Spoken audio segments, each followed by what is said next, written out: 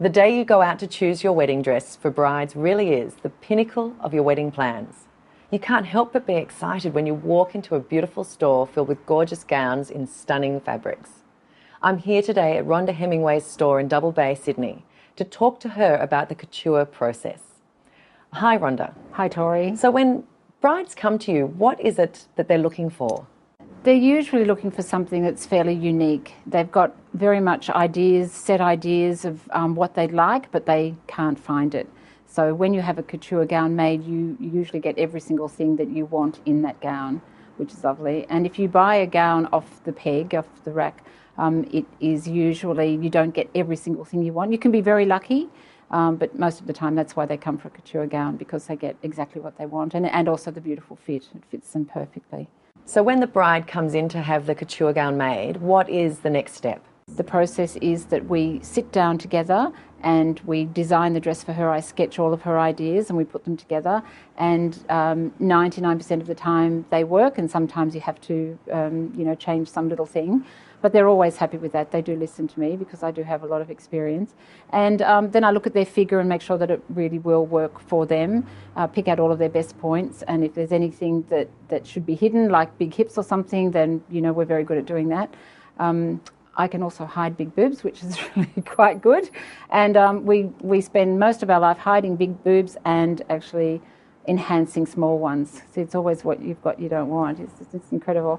But so that's what we do. We work out the design first, and then we make them a calico version of their dress, so they can actually see the neckline they're going to get. They can see how tight it's going to be in different spots, and then they're quite happy to then start the process.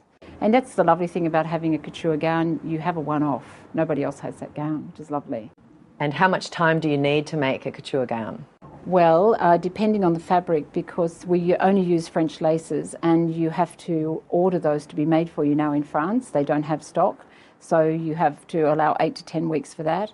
And if they're going to be beaded, you have to allow extra. So we like about 6 months. 6 months is very comfortable, and it doesn't necessarily mean that we're going to start at 6 months before, but we can get the process rolling, certainly. And also girls lose a lot of weight every bride seems to lose weight in that 6 months, especially towards the end. So I try and sort of hang on for as long as I can. I like to have the dress completely finished for them about 2 weeks before, so they're very comfortable that they love it, and I close it about a week before. As we head into the wedding season, what are the popular elements and styles that brides are going for these days? They're loving vintage, they're loving beading, but in a vintage sort of a way, and they're loving soft, beautiful French laces. That's the most popular thing that I've seen. They also loved Pippa Middleton's dress at the royal wedding, much more than they did Kate's.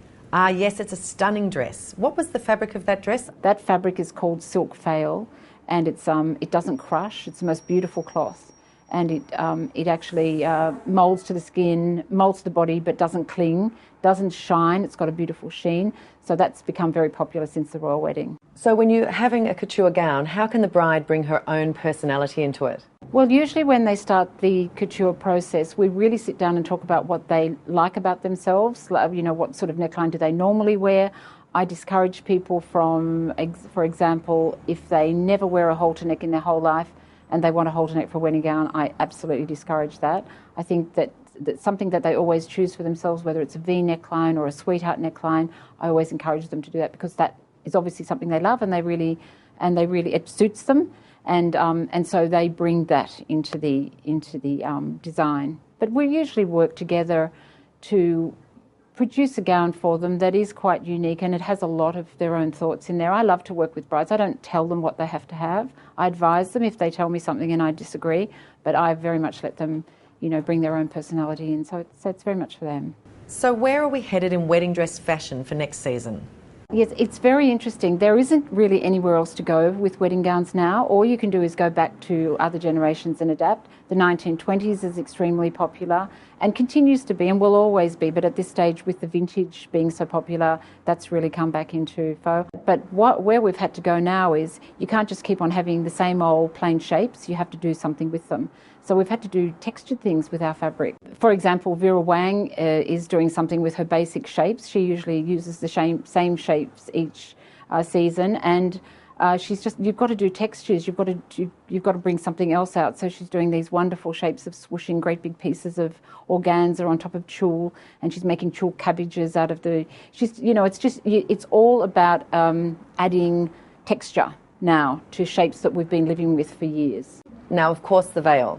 Are we wearing veils these days?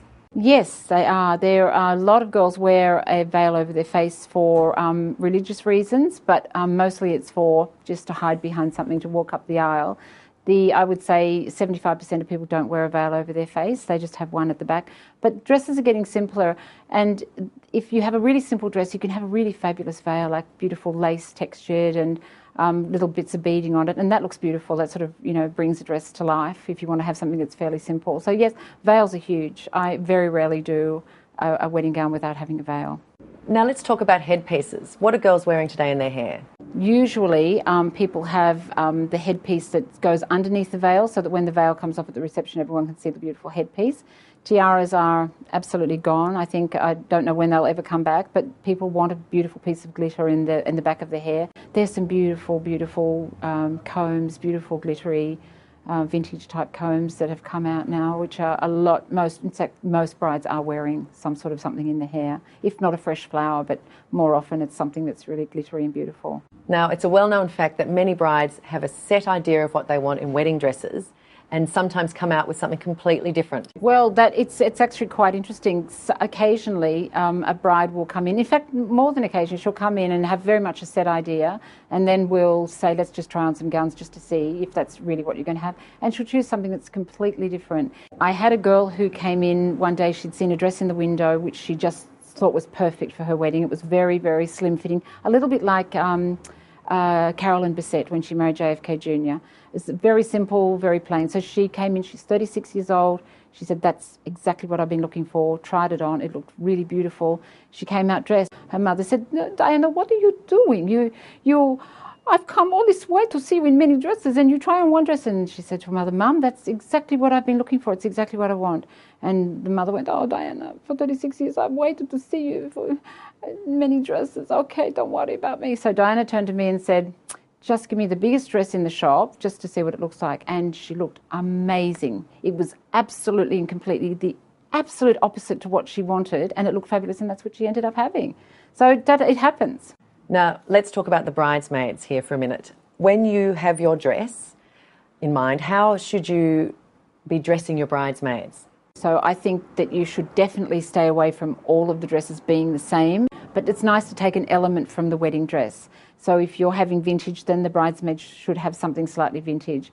I think you've got to stay away from tricks for bridesmaids. Don't have great big, cabbages here and great big pieces swooshing up. And I think simple, just beautifully streamlined for bridesmaids. Just take one element. For example, if you're having a one-shoulder dress, maybe the bridesmaids also have a one-shoulder. Or if you're having a fabric like a beautiful silk georgette, they can also have a silk georgette in a colour. Just one little thing carries it through, and it all sort of looks like it is the same wedding. Yeah. And of course, the mother of the bride, she's just as important on the day, really. She's been waiting for this day for a long time. What recommendations can you give mothers of the bride in terms of what they're going to wear? I try really hard to get her to look glamorous, because the mother of the bride's a very important part of the day, and she wants to look glamorous. She doesn't want to sort of hide in the background. I always encourage her to be very subtle with the colour, not have a colour that she would normally never wear, but it's great to go into like a fabric shop and drape things in front of you, because quite often they are surprised with the colours that suit them that they never thought they would ever wear. I think you have to work around what sort of a wedding it is. If it's a black tie with long dresses, they should have something that's elegant, but look, certainly not to outdo the bride. I have had a few of those. So I say yes, just play it down, very chic, beautiful fabrics, simple. Thanks, Rhonda.